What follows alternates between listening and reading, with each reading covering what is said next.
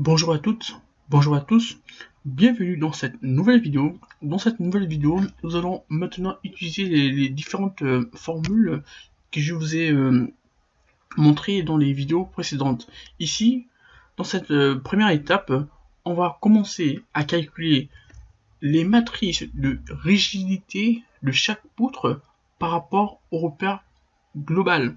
Ici, on va calculer la matrice de rigidité de la poutre 1 ici, qui est identifiée par le nœud 1 et le nœud 2 ici. Ici, on a la formule standard de la matrice de rigidité que je vous ai montré dans la vidéo précédente. Ici, on a E qui est le module de Young, S la section et L la longueur de l'autre poutre ici. Après, ici, on a le cosinus représenté par C et sinus représenté par S. Du coup, on a la formule ici de la matrice de rigidité. Après ici, comme je vous ai dit dans la première vidéo, l'angle, la poutre qui est repérée par les nœuds 1 et 2 est repérée par l'angle moins θ. Du coup ici on a moins 30 degrés. Alors si nous appliquons la formule ici, cosinus moins 30 degrés est égal à la racine de 3 sur 2, et sinus moins 30 degrés est égal à moins 1 demi. Donc ici on a racine de 3 sur 2 et sinus de moins 30 degrés, nous avons 1 demi. De même ici, pour la poutre repérée par les nœuds 2 et 3 ici, cette poutre est repérée par l'angle plus d'état. On pourrait faire 2, 3 ou 3, 2. On trouve la même chose. De là à là, ça faisait plus θ. Si je partais de là à là dans ce sens, j'avais aussi plus d'état. Du coup ici, ça change pas grand chose. Du coup, moi, j'ai préféré identifier dans l'ordre croissant les nœuds. Du coup, la poutre 1 est repérée par les nœuds 1 et 2 ici. Donc, on a moins 30 et moins 30 ici. Du coup, on a racine de 3 sur 2 et moins 1 demi. Du coup, si nous appliquons la formule de la matrice de rigidité dans un repère global, vu qu'ici, pour remarquer que le K il est majuscule, donc cela signifie que nous sommes en présence de la matrice de rigidité en repère global. Du coup, lorsqu'on calcule, on trouve 3 quarts, moins racine de 3 sur 4, et on trouve le reste de notre matrice. Du coup, en appliquant ça ici, avec cette matrice de rigidité, on aboutit à ce résultat ici, tout simplement. De même ici, pour la poutre 2 ici, qui est repérée par les nœuds 2 et 3 ici, avec l'angle plus θ, on applique la formule cosinus 30 degrés est égal à racine de 3 sur 2, et sinus 30 degrés est égal à 1,5. Du coup ici, lorsque nous appliquons notre formule ici, nous trouvons ça, donc 3 quarts, racine de 3 sur 4, et tout ça. Nous trouvons ça. Donc ici, on a la matrice de rigidité par rapport au repère global, je répète bien, par rapport au repère global de la poutre 1. Et ici en bas, nous avons la matrice de rigidité de la poutre 2 par rapport au repère global. Donc ici, comme vous pouvez voir sur le titre, ici on cherche à calculer les matrices de rigidité de chaque poutre par rapport au repère global.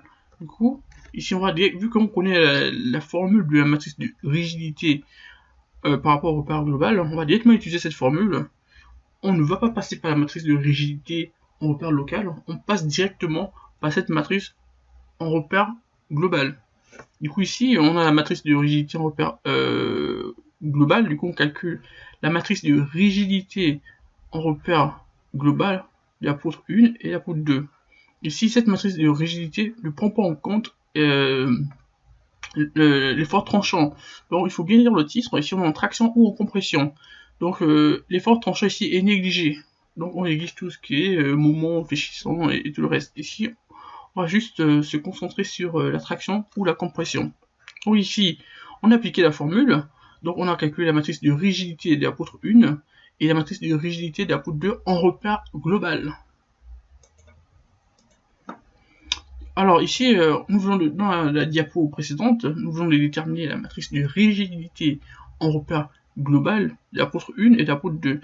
Alors si on veut identifier chaque ligne, ici on peut dire, vu que la matrice de rigidité en repère global est identifiée par la lettre majuscule, ici on peut dire que la première ligne c'est U1, deuxième ligne V1, et la troisième ligne U2 et V2. De même à l'horizontale, ici on a cette ligne, on a U1, V1, U2, V2. De même ici, vu que nous sommes sur ce point ici, on est là, donc la matrice de rigidité de l'apôtre 1 est repérée par les points, par les nœuds 1 et 2, c'est pourquoi nous retrouvons les coordonnées ici, donc U1 et U2 et V1 et V2, c'est très important. Du coup, la première ligne représente, les deux premières lignes représentent le point, le nœud 1, et les deux dernières lignes ici représentent le nœud 2, et ça ici. De même ici, lorsque nous passons à l'apôtre 2, vu que dans l'ordre du choix de nœud, on a choisi d'identifier notre structure dans l'ordre croissant, c'est-à-dire que nous avons identifié les nœuds 1 et 2 et les nœuds 2 et 3, c'est très important. Donc ici, on part du nœud 2 au nœud 3, du coup ça veut dire que les deux premières lignes ici représentent le nœud 2 et les deux dernières colonnes ici représentent le nœud 3. Alors donc, on peut remarquer automatiquement le lien entre la matrice 1 et la matrice 2 et le point 2 ici, ou le nœud 2, si vous voulez. Donc c'est très simple. Tout à l'heure, on a calculé la matrice de rigidité de l'apôtre 1. Ici, nous avons calculé la matrice de rigidité de l'apôtre 2. Du coup, on peut identifier rapidement, très simplement, que la matrice de rigidité de l'apôtre 1 est représentée par les nœuds 1 et 2, et même pour l'apôtre 2, et cette matrice est identifiable avec les nœuds 2 et 3. Du coup, ça veut dire deux premières lignes, le nœud 1 et 2, les deux colonnes ici, le 2, et ainsi de suite. Alors, ici, on va essayer de représenter cette matrice de rigidité par rapport à l'ensemble des nœuds, c'est-à-dire ici, si je reviens légèrement en arrière, alors si je reviens en arrière, ici vous pouvez voir, si je reviens légèrement en arrière, ici, attendez, je reviens légèrement en arrière, voilà, ici on peut remarquer qu'on a trois nœuds total, on a 1, 2 et 3, et chaque nœud identifié par deux éléments, U1 et V1, du coup, ici on a U2 et V2 et U3 et V3, du coup, ça nous fait 6 éléments, du coup, 2, 4 et 6, donc on a 2, 4 et 6 et 6, du coup, ça veut dire quoi? Ça veut dire que la matrice globale, parce que cette matrice, c'est la matrice de rigidité de l'apôtre 1 seulement, et c'est celle d'en bas ici, c'est la matrice de rigidité de l'apôtre 2. Maintenant, si on veut calculer la matrice de rigidité de l'ensemble du système, c'est-à-dire que 1 plus 2, cette matrice de rigidité aura pour dimension 6 x 6, c'est-à-dire qu'on aura une matrice 6 x 6. Ici on a une matrice 4 x 4, 4 x 4, 4 x 4, c'est normal, parce que ici, si on prend une poutre, on a 2 et 4. Pour la poutre 1 et la poutre 2, on a 2 et 4. Maintenant, pour l'ensemble du système, on a 2, 4, 6. Du coup, la matrice globale maintenant. Donc, la matrice globale sera K1, K1 plus K2. Ça va faire une matrice 6 x 6. Donc, on aura 2, 4 et 6. C'est pourquoi ici, on peut dire que K1, donc la matrice de rigidité de K1 par rapport à la poutre 1, donc la poutre 1, c'est 4 x 4, donc on a 2, 2. Maintenant, si on veut représenter cette matrice par rapport au repère global, c'est-à-dire que la 6 x 6, du coup, on va ajouter les deux nœuds, le nœud 3 qui manque ici, même si il n'y a rien dans son... Il n'y a rien, on a 0 dans le nœud 3 par rapport, vu que le nœud 3 et la poutre 1, il n'y a aucun lien, du coup on va remplir par les 0. C'est pourquoi ici on prend la matrice de rigidité de la poutre 1, on vient recopier la matrice de rigidité de la poutre une ici, on recopie, ici c'est la même chose. Ici j'ai mis le 4 en facteur, donc c'est la même chose. Il y a juste le 4 qui est en facteur ici. Après ici, vu que si on prend ici 4 x 4 ici, on est là. On a cette matrice qui est ici. Après le reste, si on rajoute U3 ici et V3, on vient rajouter les zéros. C'est tout simplement ça. Du coup ici, ça, ici, on voit avec la souris, c'est la matrice de rigidité de la poutre 1 par rapport au nœud 1 et 2. Ici, c'est la matrice de rigidité de la poutre 1 par rapport à l'ensemble du système. Donc c'est pourquoi ici, on a ajouté U3 et V3. Du coup, on ajoute les zéros ici. Donc c'est la même chose. Matrice de rigidité de la poutre 1 par rapport au nœud 1 et 2. Donc on est juste sur le nœud 1 et 2. Maintenant, si on veut représenter cette même matrice par rapport à l'ensemble du système, on le représente ainsi.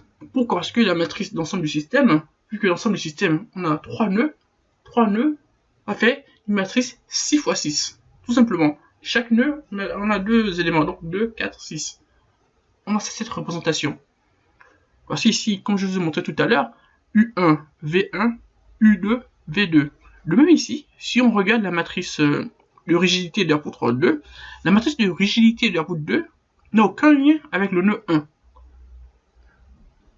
Vu que la matrice de rigidité de la poutre 2 n'a aucun lien avec le nœud 1, on réécrit ici la même chose.